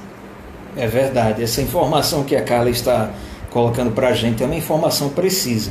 Muito embora, né, Carla, a gente também precise reconhecer, os judeus, eles eram perseguidores. Na verdade, os próprios judeus que colocaram na cruz o próprio Deus que veio para salvá-los. Então, os judeus eles perseguiram, e mais tarde o catolicismo, a vertente católica romana, aqueles cristãos que receberam de Roma a autoridade para instituir e, na verdade, impor a sua religião, a sua dimensão cristã, a sua visão do cristianismo, eles perseguiram os judeus e demais cristãos. Então vejam, eu estava dizendo, os meus irmãos católicos, A Bíblia, ela não está dizendo que quem é católico faz parte da besta. Não, a Bíblia está falando de história, a Bíblia está falando de origem. O catolicismo, ele nasceu como uma besta. Por quê? Porque ele perseguia, ele destruía, assim como o Império Romano. Tá certo? E o que é que acontece? Vamos lá. Eu estava dizendo o seguinte, nós estamos procurando descobrir quem é a besta que receberá adoração em contraposição a Deus, o Criador, que receberá a adoração dos seus filhos e a obediência dos mesmos por meio dos seus mandamentos. Nós começamos a fazer uma viagem, a gente começou a perceber que essa besta é a mesma de Apocalipse 13, que por sua vez, ela não nasceu de uma visão lá de Daniel, ou melhor, o nascimento dela foi previsto pelo profeta Daniel, e nós identificamos essa besta como a origem histórica do catolicismo romano. Mas aí, é claro, a gente está apresentando para os nossos amigos que, embora o catolicismo romano ele tenha tido esse nascimento, é claro que Deus usou o catolicismo romano, assim como ele usa várias denominações cristãs, para levar a mensagem de Jesus Cristo. Agora é o seguinte, o catolicismo romano ele tem uma característica que é tão marcante que chamou a atenção do próprio Deus ao revelar a história dessa denominação cristã, que é o seu costume de perseguir e matar aqueles que discordam dele. Tá certo, pessoal? Por isso que ele é chamado de besta, por isso que ele é pintado de vermelho, e depois a gente vai ver o que significam essas 7 cabeças. Nós já vimos os 10 chifres, que representam os povos que vieram depois do Império Romano, e deles veio aquele chifre pequeno, que é exatamente a besta de Apocalipse 14, no verso 9. Mas para a gente encerrando no sentido de dar uma pausa, né? Mas a gente vai continuar a partir de onde a gente parou no próximo estudo. Eu gostaria de dizer o seguinte, depois, claro, caso alguém deseje comentar, poderá ficar à vontade. Deus, ele tem filhos e filhas nesse planeta Terra. Ele tem o trigo e o joio. Quando a gente nasce, a gente não escolhe a religião. A gente recebe aquilo que os nossos pais eles já receberam, eles já possuem. Correto? A Bíblia ela existe, os profetas bíblicos eles existem, a revelação bíblica existe. Uma vez que a gente já se entende como gente, a gente já tem consciência dos nossos atos, a gente precisa tomar decisões. A Bíblia nos informa que é perigoso a gente ficar com as crenças que a gente herdou. Por quê? Porque muitas dessas crenças, elas não têm respaldo naquilo que Deus revelou. O Apocalipse do João, especialmente as 3 mensagens angélicas, elas existem exatamente para tocar essa trombeta, para fazer soar essa mensagem que diz, olha pessoal, Deus ele tem a sua mensagem, mas a Babilônia, ela também tem a sua mensagem. A Babilônia, ela se aproveita de denominações, inclusive cristãs. A gente está vendo aí Babilônia se aproveitar do chifre pequeno, se aproveitar da origem do catolicismo romano, mas também a gente viu como Babilônia, ela se aproveita das igrejas evangélicas quando elas ensinam aquilo que não está na Bíblia. Por quê? Porque o objetivo de Babilônia é colocar para todas as nações a sua mensagem, fazendo com que as pessoas, em vez de ter atenção, não é, para aquilo que vem de Deus, elas se desviem, elas tenham aí a sua fé voltada para aquilo que não vem de Deus, aquilo que foi fabricado pelo ser humano. E nós estamos, assim, tentando contribuir para que aqueles que estudam a Bíblia, aqueles que são convidados para estudarem a Bíblia com a gente, para que eles tenham os seus olhos abertos, eles tenham a sua fé direcionada para a Bíblia e para aquilo que Deus revelou, para evitar que nós sejamos aí tragados por Babilônia e um dia sejamos contados entre aqueles que estão adorando a besta, adorando um cristianismo que foi desvirtuado, sendo forçados por um cristianismo que discorda e persegue e até mata aqueles de quem eles discordam. Tá certo? No próximo sábado, nós iremos continuar esse estudo, cujo objetivo é exatamente esse. Como que a gente pode cumprir as mensagens angélicas? Como que a gente pode fugir de adorar a besta? Não é? E como a gente ter as nossas crenças acariciadas, muitas vezes que nós simplesmente nos acostumamos a elas, como nós podemos ter essas crenças alteradas por Deus, como Deus pode fazer essa cirurgia na nossa psicologia, não é? Ao ponto de a gente optar em crer apenas naquilo que é ensinado pela Bíblia, em vez de crermos naquilo que é ensinado pelos homens e que conflita com o Evangelho eterno, com aquilo que foi revelado por Deus através dos seus profetas. Tá certo, pessoal? Então, encerramos por aqui.